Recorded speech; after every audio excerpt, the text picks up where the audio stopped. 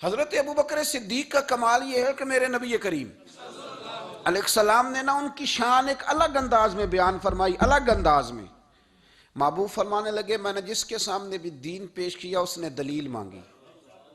ایک بات آپ کو بتاؤں، یہ میری بات یاد رکھنا، اس کو کبھی نہ بھلانا، جو اپنوں سے دلیل مانگتا ہے نا وہ اپنا ہوتا ہی نہیں۔ اپنوں سے دلیل مانگ لی اس نے، بغیر دلیل کے، بغیر حیل و حجت کے۔ یہ ایک بات ہے، میں اس کو سمجھاؤں گا نہیں، نہ کھولوں گا، بس کہہ کے گزر جاؤں گا، اس کو سمجھ لیں اگر آپ کی سمجھ میں آئے تو۔ جس نے اپنوں سے دلیل مانگی نا، جس نے وضاحت مانگی، جس نے ثبوت مانگا، وہ اپنا تھا ہی نہیں، تو کیا ضرورت پڑی تھی کہ وہ دلیل مانگتا، وضاحت پوچھتا۔ حضرت نجم الدین کبریٰ رحمت اللہ علیہ کے مرید تھے حضرت امام فخر الدین رازی، اتنے بڑے امام ہو کے ایک فقیر کے غلام تھے۔ تو فرماتے ہیں آخری وقت آیا تو شیطان آ گیا، میں اس کو کہتا تھا رب ہے، تو شیطان بھی تو بڑا عالم ہے نا، تو وہ دلیل توڑ دیتا تھا۔ فرماتے میں نے 360 دلیلیں دی، اس نے ساری توڑ دی۔ تو پھر میں نے اپنے شیخ کی طرف توجہ کی، میں نے کہا حضور کو نظر کرم فرمائیں۔ تو شیخ نجم الدین کبریٰ فرمانے لگے اس بے ایمان کو کہہ دے میں اپنے رب کو بغیر کسی دلیل کے رب مانتا ہوں، دلیل کی ضرورت ہی نہیں، بس میرا رب ہے تو رب ہے، ختم ہو گئی بات۔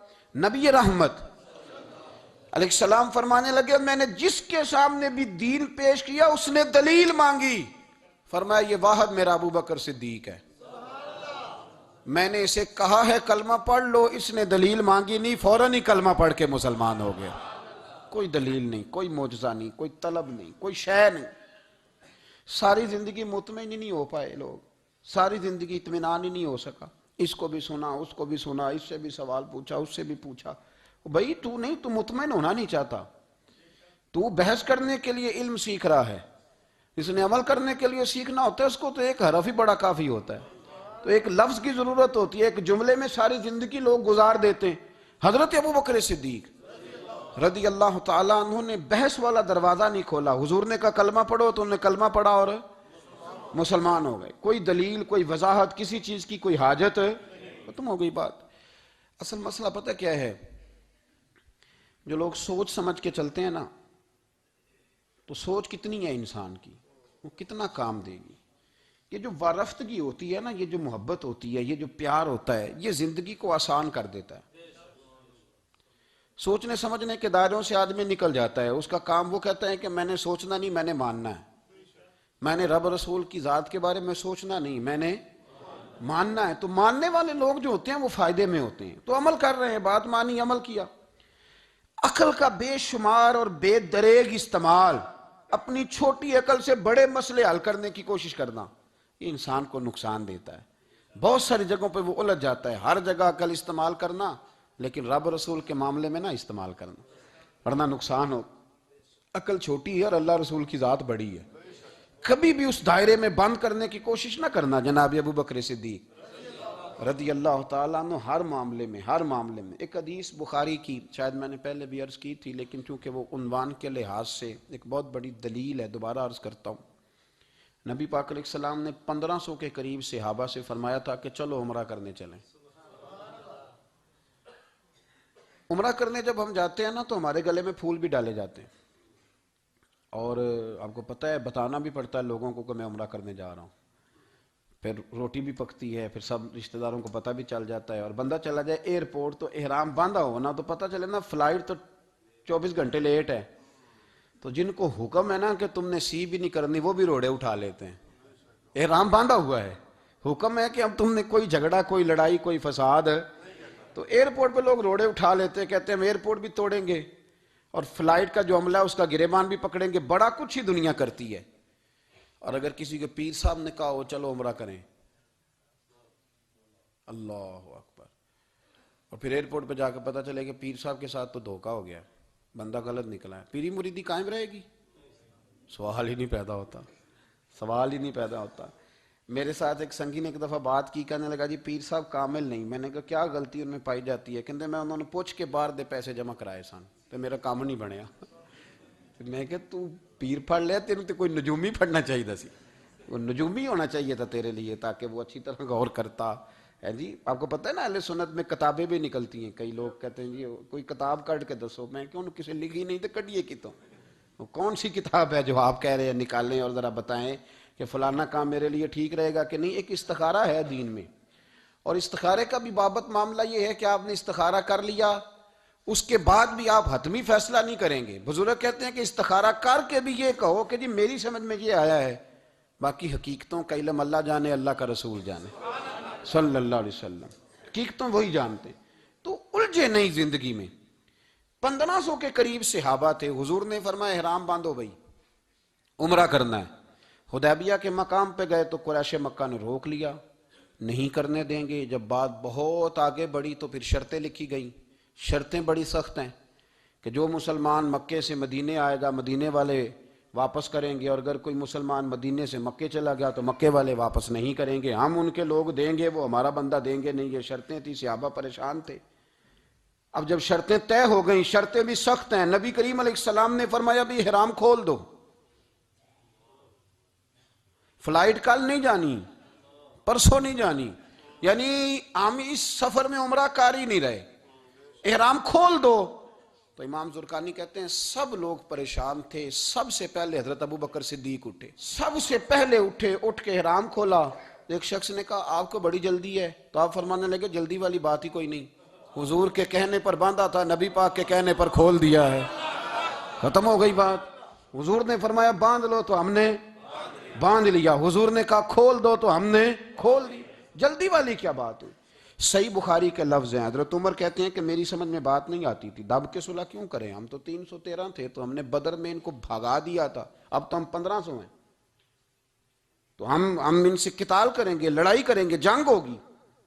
حضرت عمر فاروق رضی اللہ تعالیٰ عنہ فرماتے ہیں حضور نے شرطیں طے کر لیں, بات لکھی گئی, میں نبی پاک کے حجرے میں داخل ہوا, خیمہ لگا ہوا تھا. میں نے جاتے ہی اپنے جذبہ جہاد کا اظہار کیا اور بڑے جلال میں, یا رسول اللہ آپ سچے رسول ہیں؟ بالکل سچا ہوں. قرآن سچا ہے؟ بالکل سچا ہے. اسلام سچا ہے؟ بالکل سچا ہے. حضور ہم دب کے صلح کیوں کریں؟ تو نبی کریم علیہ السلام نے فرمایا عمر تجھے تیری ماں روئے, میں اللہ کا رسول ہوں, میں وہی کہتا ہوں جو میرا رب مجھے حکم ارشاد فرماتا ہے. کہتے میں نے فوراً عرض کی یا رسول اللہ صلی اللہ علیہ وسلم آپ نے فرمایا نہیں تھا کہ عمرہ کریں گے؟ تو حضور نے فرمایا کہا تو عمرہ کریں گے, یہ تو نہیں کہا تھا کہ اسی سال ہی کریں گے, کریں گے تو کریں گے. جناب عمر کہتے ہیں میں واپس تو آ گیا, پر وہ میرے اندر جو جذبہ جہاد تھا ابھی ٹھنڈا نہیں ہوا. چند قدموں کے فاصلے پہ ابو بکر صدیق کا خیمہ تھا. کہتے میں ان کے خیمے میں جھک گیا, وہی سوال میں نے دہرائے, وہی میں نے کہا عمر ابو بکر یہ سچے رسول ہیں؟ کہا بالکل سچے, قرآن سچا ہے, سچا ہے, اسلام سچا ہے, سچا ہے, تو پھر ہم دب کے صلح کیوں کریں؟ جناب عمر فرماتے ہیں میں قربان جاؤں ابو بکر کے لفظوں میں بھی فرق کوئی نہیں آیا, حروف بھی اتنے ہی جتنے نبی کریم نے ادا کیے تھے. حضرت ابو بکر فرمانے لگے عمر تجھے تیری ماں روئے, وہ اللہ کے رسول ہیں, مرضی سے بات نہیں کرتے, وہی کہتے ہیں جو رب انہیں حکم ارشاد فرماتا ہے, بئی نہیں وہی لفظ. فرماتے میں نے فوراً کہا, میں نے کہا ابو بکر حضور نے فرمایا نہیں تھا کہ عمرہ کریں گے؟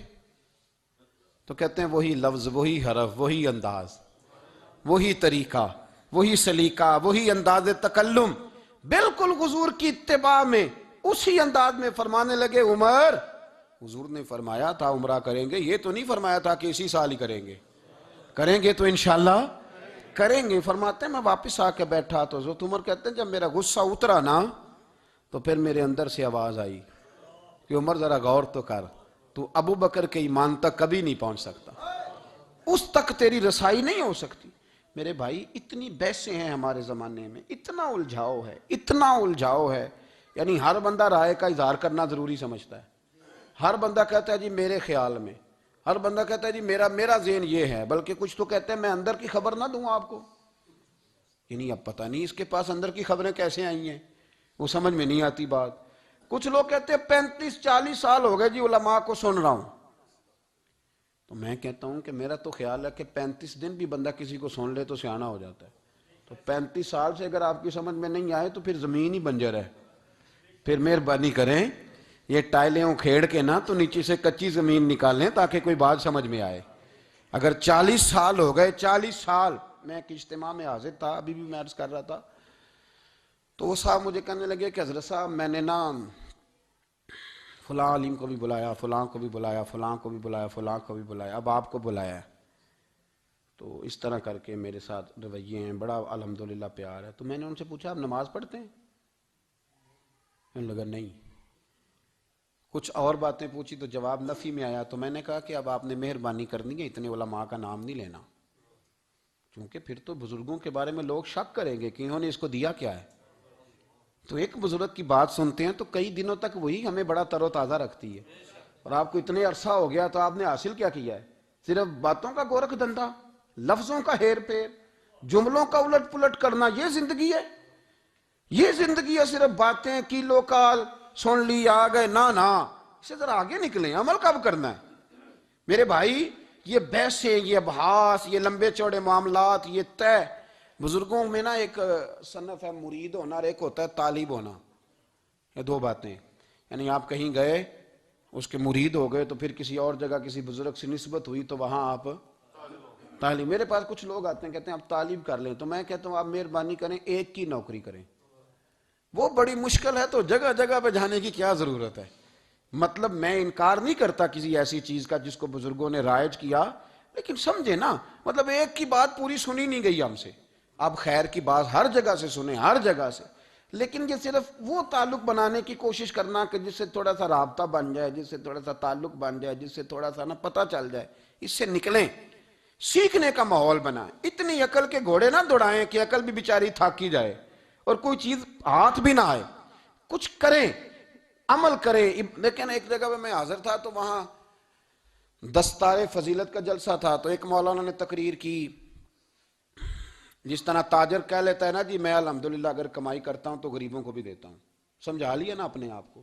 رشوت لینے والے نے بھی ایک دلیل گاڑ لیا، وہ کہتا ہے میں امیروں سے نہیں، میں غریبوں سے نہیں لیتا، تو امیروں کا حساب لینے کی ڈیوٹی اللہ نے آپ کی لگائی ہے کہ آپ حساب کریں امیروں کا کہ وہ کیا کر رہے ہیں۔ یہ ہم نے نا یہ دلیلیں گاڑ لی ہیں، یہ ہم نے دلیل گھاڑ لی ہے کہ وہی اپنے آپ کو مطمئن کرنے کے لیے۔ میں حاضر تھا تو ایک مولانا تقریر کی جی عالم ساری رات، یہ صرف علماء کی بات نہیں، ہر طبقے نے اپنے بارے میں اس طرح کی چیزیں یاد کر لی ہیں، ہم نے رٹ لی ہیں۔ جیسے خامد نے یاد کر لیا ہے کہ کسی غیر کے لیے سجدہ جائز ہوتا تو اللہ عورت کو حکم دیتا، نبی پاک حکم دیتے کہ وہ خامد کو سجدہ کرے، تو بی بی نے بھی یاد کر لیا ہے کہ حضور نے فرمایا تم میں سب سے بہتر وہ ہے جو بیوی کے حق میں بہتر ہے۔ سب نے اپنی اپنی مرضی کی چیزیں، دوسری کی مرضی کی چیز کسی نے یاد نہیں کی، سب نے اپنی اپنی مرضی کی چیزیں یاد کر لی۔ تو مولانا تقریر کر رہے تھے، کہنے لگے جی حضور نے فرمایا ہے کہ عالم ساری رات سویا رہے اور عابد ساری رات عبادت کرتا رہے، درجہ پھر بھی عالم کا زیادہ ہے۔ پھر دوسرے آئے انہوں نے بھی اسی حدیث پہ بات کی، تیسرے آئے تو انہوں نے بھی اسی حدیث پہ بات کی، تو میرا نمبر آیا تو میں نے کہا جی یہ جو حدیث آپ سنا رہے ہیں نا، یہ حدیث بالکل ٹھیک ہے، بالکل ٹھیک ہے کہ عالم ساری رات عشاء پڑھ کے سوئے، فجر کے وقت اٹھ کے فجر پڑھے، اور عابد ساری رات نماز پڑھے تو درجہ پھر بھی عالم کا زیادہ ہے۔ بالکل ایسے ہی ہے، بلکہ ایک حدیث میں تو یہ ہے کہ 70 عابد بھی عبادت کریں اور عالم سویا رہے تو ان 70 سے سونے والے عالم کا درجہ، یہ بات بالکل ٹھیک ہے، لیکن میں نے کہا اس کا بھی خیال رکھو کہ یہ حدیث غوث پاک کو بھی آتی تھی، یہ غوث پاک کو بھی آتی تھی حدیث، اور بڑے عالم تھے، پر وہ تو عشاء پڑھ کے مصلی پہ بیٹھتے تھے اور فجر تک مصلی پہ بیٹھے رہتے تھے، حالانکہ یہ حدیث انہیں بھی آتی تھی، یہ حدیث خواجہ معین الدین چشتی کو بھی آتی تھی، اور وہ بڑے عالم تھے، لیکن اس کے باوجود وہ عشاء پڑھتے تھے اور فجر تک مصلی پر بیٹھے رہتے تھے۔ حضرت عثمان غنی سے بڑا عالم تو کوئی نہیں نہ ہوگا اس زمانے میں، حضرت عثمان غنی رضی اللہ تعالیٰ عنہ جیسا شخص تو کوئی نہیں نہ ہوگا، پر وہ عشاء کے بعد قرآن پاک پڑھنا شروع کرتے تھے اور فجر سے پہلے پہلے قرآن پاک ختم کر لیا کرتے۔ تو دلیلیں صرف بحث کے لیے یاد نہ کریں، اپنے آپ کو بچانے کے لیے یاد نہ کریں، اپنے وجود کو سکون دینے کے لیے دلائل نہ یاد کریں، میں دین کے کس دائرے سے کس طرح بچ کے نکل سکتا ہوں اس کے لیے دلائل یاد نہ کریں، عمل کے رستے پہ آئیں، عمل کے رستے پر۔ جناب ابو بکر صدیق اللہ تعالیٰ عنہ کا کمال یہ ہے، زکوٰۃ کتنے فیصد دینی چاہیے؟ چلے اللہ تعالیٰ شکر ہے، 3-4 لوگوں کو تو پتہ ہی ہے نا جی، باقی بھی ان سے سن کے یاد کر لیں، کتنے فیصد ہے؟ اللہ آپ کو خوش رکھے۔ اب کچھ اور نے بھی پروگرام بنا لے، کتنی جی؟ چلو اب ٹھیک ہو گیا، 2.5% ہے نا جی۔ آپ یقین کریں کسی تاجر سے آپ بات کر کے دیکھ لیں، 6 گھنٹے مناظرے کے بعد وہ مانتا ہے کہ 2.5% دوں گا میں صحیح کہہ رہا ہوں آپ کو، وہ کہتے ہیں جی وہ تو ٹھیک ہے لیکن کچھ قرضہ بھی ہے، 2.5% زکوٰۃ ہے وہ تو ٹھیک ہے لیکن ہو سکتا ہے میری بہن بھی حصہ مانگ ہی لے، پیسوں میں سے اس کا بھی نکلتا، کیونکہ پروگرام نہیں نا جی، ارادہ نہیں۔ زکوٰۃ 2.5% ہے تو کہتے ہیں جی وہ نا میں نے تولا ہے سونا پورا نہیں بنتا ابھی، وہ تھوڑی سی کمی ہے۔ یہ اس وقت دلائل ہیں، اس وقت ابحاث ہیں جب دینے کا پروگرام، اور تاجروں نے اب ایک نیا سلسلہ شروع کی، کہتے تھوڑی تھوڑی سارا سال ہی دیتا رہتا ہوں، تھوڑی تھوڑی کر کے۔ آپ نے جس سے 5 کروڑ روپیہ لینا ہو وہ اگر کہے کہ 10,000 مہینے کا لے لو، لے لیتے ہو؟ ہمارے فقہاء نے تو یہ لکھا ہے کہ جب زکوٰۃ دو نا تو ایک آدمی کو ساری دو۔ حضرت عمر بن عبدالعزیز رحمۃ اللہ علیہ کے زمانے میں ایک آدمی کو لوگوں نے زکوٰۃ دی تو اتنی دے دی کہ اگلے سال وہ خود زکوٰۃ دے رہا تھا، بہت بڑا کاروبار اس نے سٹارٹ کر لیا تھا۔ معیار نہیں ہے نا جی تھوڑی تھوڑی دیتا رہتا ہوں۔ کئی لوگ ایسا کرتے ہیں کہ دکان میں جو پرانی چیزیں ہوتی ہیں وہ زکوٰۃ کے دور پہ دینی شروع کر دیتے، جو مال نہیں بیک رہا اس کو زکوٰۃ بنا دو، کیوں؟ دینے کا پروگرام نہیں۔ حضرت ابو بکر صدیق رضی اللہ، ذرا زندگی دیکھو، کہتے ہیں جس دن کلمہ پڑا 40,000 دینار تھے، اور کلمہ پڑے ابھی مجھے چند مہینے گزرے تھے، سارے مصطفیٰ کے قدموں پہ قربان کر دیے، پھر مال کمایا، پھر 4,000 دینار تھے، 4,000۔ جس دن ہجرت کے لیے نکلا 4,000 تھے، انہیں بھی پتا تھا 2.5% دینا چاہیے، ان کی بھی بیٹیاں تھیں، جوان بھی تھی، چھوٹی بھی تھی، ان کے بھی بچے تھے، لیکن دین کو ضرورت ہے، میرے رسول پاک صلی اللہ علیہ وسلم کے دین کو حاجت ہے، تو فرماتے ہیں اشرفیاں تھی میرے گھر میں، پیسے تھے، درہم تھے، دینار تھے، میرے والد بوڑھے تھے، ان کو خیال تھا کہ ابو بکر ساری دولت نہ لے جائیں، تو حضرت اسماء بنت ابی بکر سے جناب ابو بکر صدیق نے کہا کہ اس طرح کرنا، ایک گڑا چھوٹا سا تھا، گڑا ٹویا، اس میں پیسے ہوتے تھے، فرمایا اس میں روڑے رکھ دینا، اوپر ٹاٹ ڈال دینا، والد نابینا ہے، اگر پوچھے نا پیسے تو ان کا وہاں ہاتھ لگا دینا، انہیں پتا چلے ابو بکر سارا مال لے کے نہیں گیا۔ فرماتے میں ہجرت پہ جانے لگا تو 4,000 سارے ہی لے گیا، سارا مال ہی یار، یا 2.5% کے لیے رٹا پڑا ہوا ہے، 2.5% کے لیے لوگ بحث کر رہے ہیں، 2.5% کے لیے دلائل چاہیے، کئی مفتیان کرام سے پوچھیں گے، پھر پروگرام بنائیں گے دینا ہے کہ نہیں دینا۔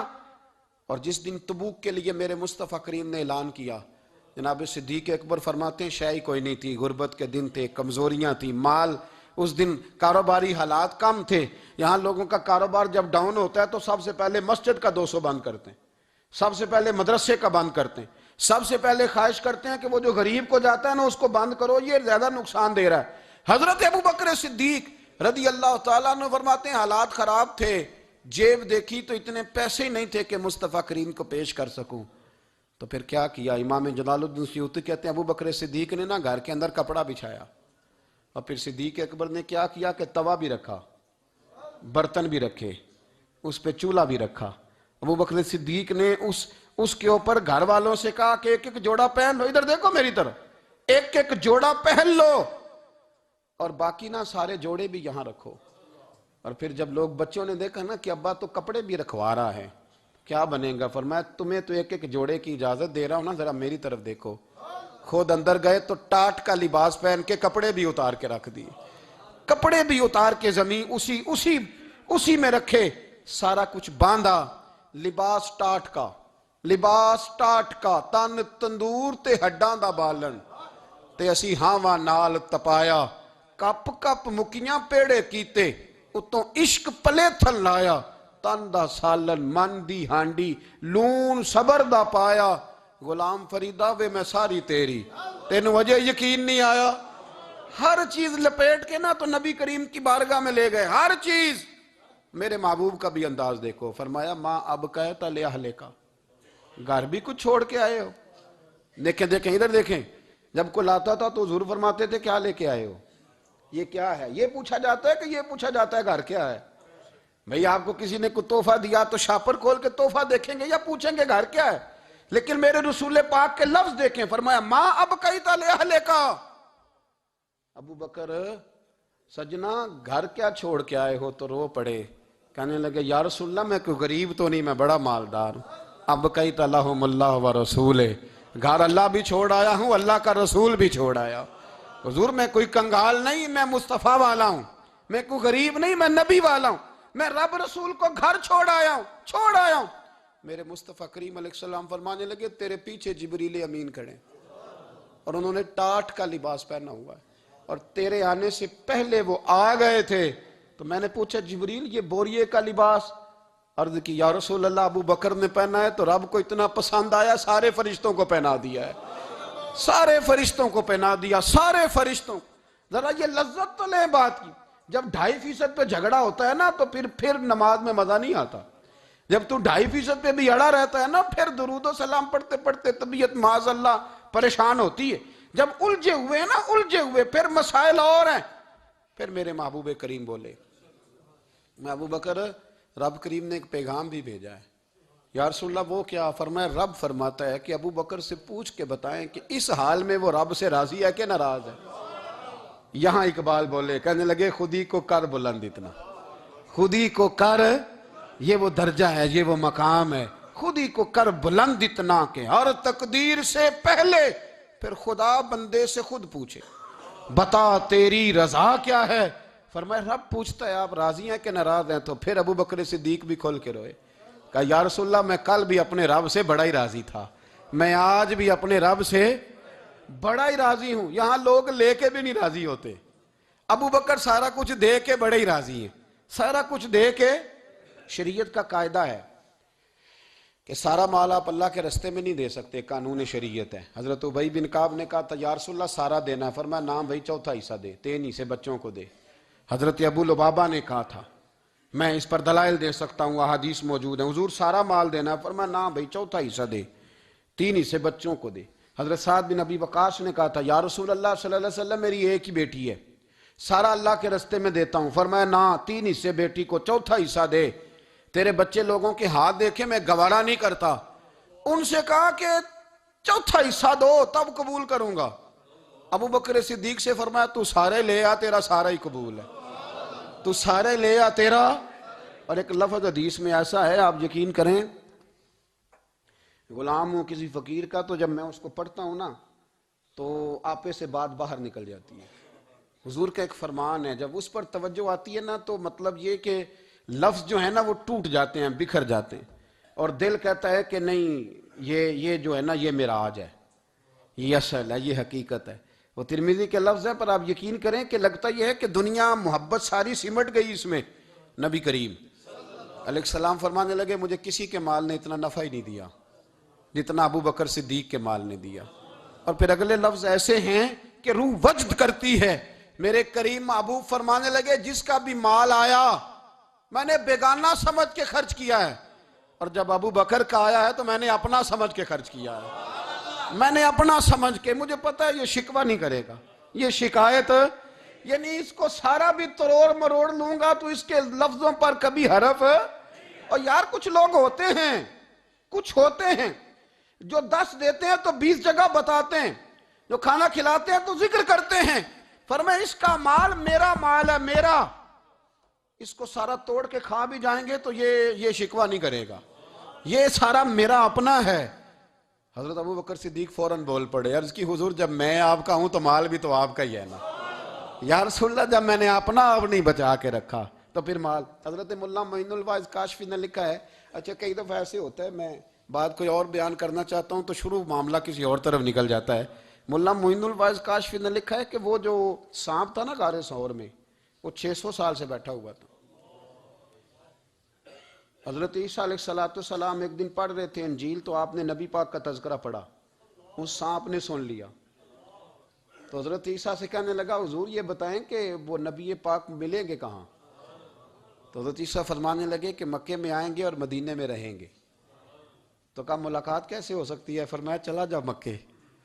تو وہ سانپ 600 سال غار ثور میں, اور اس نے 70 جگہ پہ سوراخ کیے. کتنے سال بیٹھا رہا؟ بول کے بتائیے. آپ 6 گھنٹے بیٹھ کے دکھائیں, سوال ہی نہیں پیدا ہوتا. ہم بڑے کمزور ہو گئے, ہمارے لیے معاملہ بڑا اور طرح کا ہے. ہماری مرضی کا کوئی بات کرے تو ہم اس سے راضی ہیں. انتظار کرنا اور یہ سارے کام کرنا یہ تو بڑا مشکل معاملہ ہے, یہ تو بڑی عجیب سی کیفیت ہے. میرے صاحب رحمۃ اللہ تعالیٰ علیہ 2015 میں کراچی تشریف لائے. میں اپنے ایک سنگی کو لے کے پہنچ گیا. چھوٹا موٹا مولوی میں بھی ہوں. صبح میں 7 بجے کے 8 بجے ہم وہاں پہنچ گئے. حضرت آرام فرما رہے تھے. نمازیں انہوں نے اندر ادا فرمائی ساری. ظہر بھی ہوئی، پھر عصر بھی ہوئی، پھر مغرب بھی ہوئی، پھر عشاء بھی ہوئی. عشاء کے بعد وہ سنگی ہم سے کہنے لگے کہ آپ کتنا انتظار کریں گے؟ تو میں نے کہا کہ انتظار تو کرتا ہے بڑا آدمی، بڑے لوگ انتظار کرتے ہیں، تو چھوٹے لوگ تو اطاعت کرتے ہیں، ہم چھوٹے ہیں. تو ان کی مہربانی ہے، اگر زیارت ہو جائے تو تب بھی ٹھیک ہے. اگر وہ کہیں نہیں ملنا، میرے سنگی ساتھ موجود تھے، صبح سے گئے اور عشاء کے بعد کا وقت آ گیا، نہیں انہوں نے ملنا تو پھر بھی ٹھیک.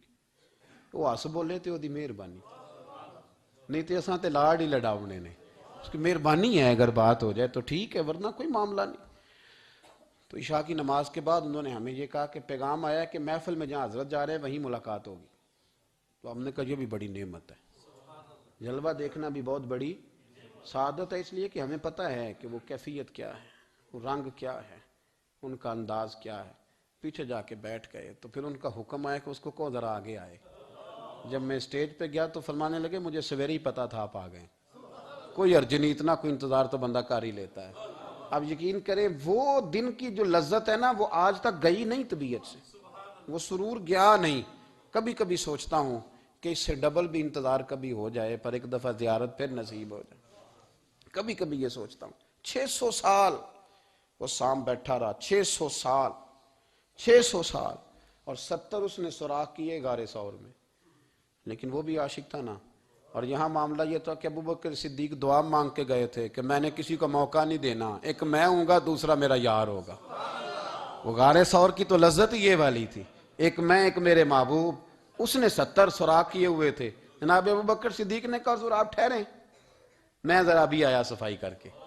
تو نبی کریم علیہ السلام رکے تو حضرت ابوبکر صدیق نے کہیں پگڑی پھاڑ کے رکھی، کہیں چادر پھاڑ کے رکھی، اتنے سوراخ بند کیے تو جو ایک رہ گیا وہاں ایڑی رکھ دی.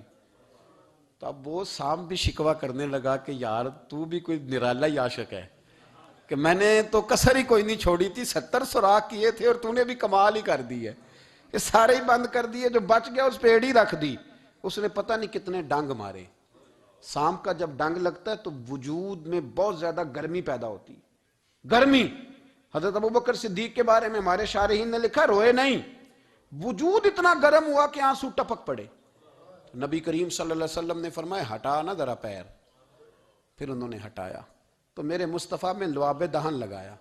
مولانا معین الواعظ کاشفی رحمۃ اللہ علیہ فرماتے ہیں کہ جب انہوں نے قدم ہٹایا نا تو پھر وہ سانپ باہر نکلا، اپنا سر نکالا اور کھڑا ہو کے حضور کا دیدار کرنے لگا. تو نبی کریم نے فرمایا تیرا کام ہو گیا، اب تو جا، مجھے اور ابو بکر کو رہنے دے. تو نکل گیا. یہ کیفیات ہے، یہ محبت ہے، یہ وارفتگی ہے، یہ سوز ہے، یہ درد ہے. یارو یہ میں کہا کرتا ہوں کہ یہ چیز جینے کا بھی مزہ دیتی ہے، مرنے کا بھی مزہ آتا ہے، مرنے کا بھی مزہ، سرور آتا ہے انسان اس میں. جب یہ کیفیات شامل ہوتی ہے نا، رنگ اور ہوتا ہے، درد اور ہوتا ہے، ذائقہ اور ہوتا ہے، کیفیت اور ہوتی ہے، پھر کوئی شوق نہیں رہتا اعلیٰ کپڑوں کا، بڑی گاڑی کا، لمبے چوڑے معاملات کا. پھر تو انسان ڈھونڈتا پھرتا ہے کوئی مجھے محبوب کی بات سنائے، کوئی اس کی شان میں کوئی شعر سنائے، کوئی اس کا ذکر سنائے، کوئی مل جائے نا کبھی کہ میرے تار چھیڑ دے، کوئی ملے، کوئی بات کرے، کوئی ذکر کرے. پھر انسان ڈھونڈتا پھرتا ہے ان لفظوں کو، ان لوگوں کو جو پکڑ کے دروازہ رسول صلی اللہ علیہ وسلم کی بارگاہ تک لے جائیں. بڑا پیار کیا میرے قریب محبوب. حضرت علی المرتضیٰ شیر خدا فرماتے میٹنگ بیٹھی تھی بدر والے دن، ہم بات کر رہے تھے خطرہ کہاں ہے، دلیر دلیر لوگوں کی ڈیوٹی کہاں لگائی جائے. شیر خدا بھی چاہ رہے تھے کہ میں وہاں ڈیوٹی دوں گا. تو کہتے ہیں سمجھ آئی کہ سب سے زیادہ خطرہ نبی کریم علیہ السلام کے عریش مبارک کا ہوگا، حضور کے خیمے کو، چھپر مبارک کو. قریش مکہ سب سے زیادہ حملے وہاں کریں گے جہاں حضور ٹھہرے ہوں گے. طے ہو رہا تھا کس کی ڈیوٹی لگائیں، کس کو وہاں ذمہ داری سونپیں. کہتے ہیں ہم بات کر رہے تھے اور میں تیار تھا وہاں جانے کو، اچانک ابو بکر صدیق آ گئے. کیا باتیں ہو رہی ہیں؟ تو ہم نے کہا جناب ہم پروگرام بنا رہے ہیں کہ وہاں ڈیوٹی کس نے کرنی ہے. تو فرمانے لگے یہ کرنے والی بات ہی کوئی نہیں، میں نے تو عرض کر بھی دیا نبی پاک کی بارگاہ میں کہ یا رسول اللہ یہاں ڈیوٹی میں ہی کروں گا. تو حضرت ابو دردہ رضی اللہ تعالیٰ عنہ عرض کرنے لگے حضرت ابو بکر صدیق سے کہ حضور آپ کے ساتھ کون ڈیوٹی کرے گا؟ فرمانے لگے کسی کی بھی ضرورت نہیں، کوئی ماں نے لال جنا ہی نہیں، کوئی جنا ہی نہیں ماں نے لال جو ابو بکر کے ہوتے ہوئے نبی پاک تک پہنچ جائے، کسی کی جرت ہی نہیں. میں اکیلا کافی ہوں مصطفیٰ کریم کے خیمے کا پہرا دینے کے لیے. یہ اعزاز، یہ شان، یہ لطافت. اور میرے نبی کریم علیہ السلام نے بھی پھر حضرت ابوبکر کو چاہا تو کمال ہی کر دیا. چاہا تو کمال ہی کر دی، کمال ہو گئی. حضرت ابو دردہ کہتے ایک دن حضور علیہ السلام نے مجھے فرمایا ابو دردہ یہ تو نے آج کیا کیا ہے؟ حضور کیا ہوا؟ فرمایا آج تو گلی میں چل رہا تھا اور ابو بکر صدیق کے آگے آگے چل رہا تھا. گلی میں ابو بکر کے آگے آگے چل رہا تھا. یا رسول اللہ صلی اللہ علیہ وسلم کیا ہوا؟ فرمایا نہ کسی پہ سورج طلوع ہوا نہ غروب ہوا جو میرے ابو بکر سے افضل ہو. خبردار اس کے آگے نہیں چلنا. ابو بکر صدیق کو کمر نہ ہونا چاہیے. شاہ ولی اللہ صاحب نے ایک بات لکھی ہے، بڑی نرالی ہے، وہ بھی بڑی نرالی. مثل تعویذ ہوتے ہیں نا کچھ لوگ، جب بھی ملتے ہیں شفا ہوتی ہے. بڑی شاندار عجیب بات لکھی ہے. حضور صلی اللہ علیہ وسلم نے ایک دن فرمایا کہ وقفے سے ملا کرو محبت بڑھتی ہے. یہ حضور کا فرمان ہے.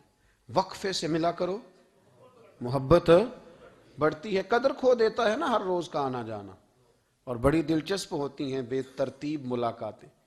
تو کہا کہ وقفے سے ملا کرو. حضرت ابو ہریرہ بھی تھے، دیگر لوگ بھی تھے. حضور نے فرما دیا. حضرت ابو بکر صدیق بھی سن رہے تھے.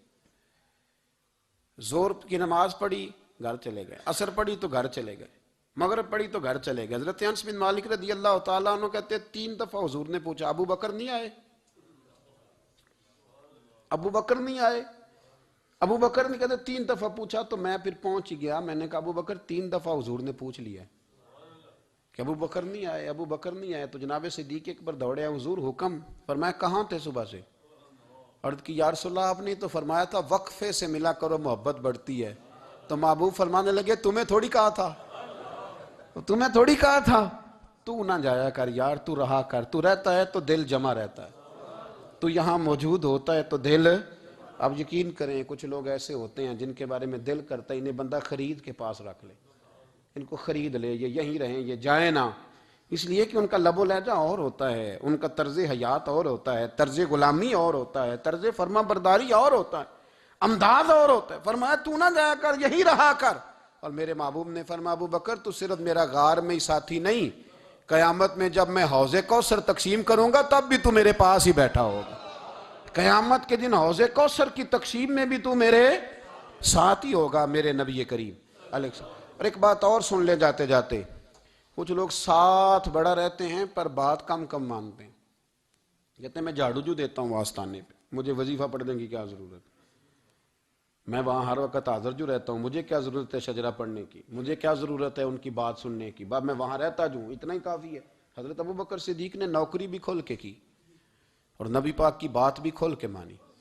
کھول کے مانی. جو حضور نے کہہ دیا انہوں نے کر دیا. یہاں تو لوگ سوچتے ہیں نہ سمجھتے ہیں، غور کرتے ہیں، کہتے ہیں میں وہیں ہوتا ہوں، میرے پاس نسبت ہے، وہی کافی ہے. مجمع لگا ہے صحابہ کا، نبی پاک علیہ السلام نے فرمایا ابھی آج روزہ کس نے رکھا ہے؟ سب چپ کر گئے. حضور نے دوبارہ پوچھا تو جناب صدیق اکبر بولے عرض کی حضور آپ حکم نہ دیتے تو میں نہ بتاتا، یہ اللہ نے آج مجھے توفیق عطا فرمائی. تو حضور علیہ السلام نے فرمایا آج جنازے میں کس نے شرکت کی؟ لوگ خاموش ہو گئے. تو حضور علیہ السلام نے دوبارہ پوچھا عرض کی حضور آپ حکم نہ دیتے تو نہ بتاتا، یہ اللہ نے توفیق مجھے عطا فرمائی. فرمایا آج کس نے مسکین کو کھانا کھلایا ہے؟ عرض کی یا رسول اللہ صلی اللہ علیہ وسلم حکم نہ دیتے تو نہ بتاتا، یہ اللہ نے مجھے توفیق عطا فرمائی. فرمایا کس نے آج لوگوں کو دین کی دعوت دی، اسلام کی طرف بلایا، پیغام دیا؟ کون ہے؟ عرض کی حضور اگر آپ حکم نہ دیتے تو میں نہ بتاتا، یہ بھی خدمت اللہ نے مجھے عطا فرمائی ہے. تو نبی کریم علیہ السلام نے فرمایا ابو بکر سن، قیامت کے دن ایک دروازہ جنت میں ایسا ہوگا جہاں سے صرف روزے دار گزریں گے، ایک ایسا ہوگا جس سے صرف نمازی گزریں گے، ایک ایسا ہوگا جس سے صرف حاجی گزریں گے، ایک سے سخاوت کرنے والے گزریں گے. لیکن جب تو آئے گا نا تو جنت کے ہر دروازے سے آواز آئے گی کہ ادھر سے داخل ہو جا، ادھر سے ہر دروازے سے آواز آئے گی. اس لیے کہ مجموعی طور پر عمل کیا زندگی میں، مجموعی طور پر، اور اپنے لب و لہجے. اتنی نوکری کی حضرت صدیق اکبر نے، اتنی نوکری کی، کسی جگہ بھی کوئی دعویٰ نہیں. حضور نے بڑا فرمایا ہے کہ ابو بکر نے بڑی نیکیاں کی اسلام کے ساتھ، جناب صدیق اکبر کا کوئی دعویٰ نظر ہے؟ یہ وہ مزیدار شخص تھا جس نے کبھی حضور سے دعا کے لیے بھی نہیں کہا، دعا کی تکلیف بھی کبھی نہیں دی. گویا ہاتھ اٹھانے پڑیں گے، لفظ ادا کرنے پڑیں گے، یہ تکلیف بھی نہیں دی۔ علامہ یوسف نبہانی علیہ رحمہ نے لکھا ہے کہ ایک دن حضرت صدیق اکبر نے سیدہ عائشہ صدیقہ سے کہا جس دن حضور کا موڈ مبارک، طبیعت مبارک بڑی اچھی دیکھو نا تو میری بخشش کی دعا کرا دینا۔ سیدہ عائشہ صدیقہ سے کہا، کوئی لفظ نہیں ادا کی۔ لوگوں کو لاتے، حضرت عثمان غنی نے ان کی تبلیغ پہ کلمہ پڑھا، حضرت طلحہ نے، حضرت زبیر نے، ان لوگوں کو لاتے اور لا کے نا انہیں آگے بٹھاتے، خود پیچھے بیٹھ جاتے۔ پیچھے میرے بھائی دعا کے لیے بھی کبھی نہیں کہا۔ یہ وہ وفا ہے جس وفا کا دنیا میں کہیں بھی کوئی جواب موجود ہے۔ اپنے آپ کو مرتب کریں۔ ہم لوگ بڑی بے ترتیب زندگی گزارتے ہیں، بڑی بے ترتیب زندگی گزارتے ہیں۔ وہ ڈنگ ٹپاؤ پالیسی ہے کہ آج تھوڑا بہت کر لیں، اپنے آپ کو راضی کر لیں۔ جس طرح بچے کہتے ہیں کہ چلو آج کسی طریقے چھٹی کر لینا، آج کا دن تو گزرے، کل سکول کا ٹائم آئے گا تو دیکھی جائے گی۔ اس طرح نہ کریں، مرتب کریں اپنے آپ کو، اپنے آپ میں ترتیب دیں۔ ساری زندگی سامنے والے کی اخلاقیات ٹھیک کرتے اگر گزر جائے تو اپنا معاملہ رہ جاتا ہے۔ اچھی سوچ، اچھا رویہ، وفاداری والی زندگی۔ میں نے ایک جملہ کہا ہے، اگر آپ کی سمجھ میں آیا ہو، کہ اگر یہ عشق، یہ وارفتگی، یہ پیار، یہ وفا پیدا ہو تو جینے کا بھی مزہ آتا ہے اور مرنے کا بھی مزہ آتا ہے۔ پھر جینا مرنا بڑا لذت اور ذائقے والا ہو جاتا ہے۔ دعا ہے اللہ ہمیں ان کے فیض سے فیض یاب فرمائے۔ آخر دعوانا الحمدللہ۔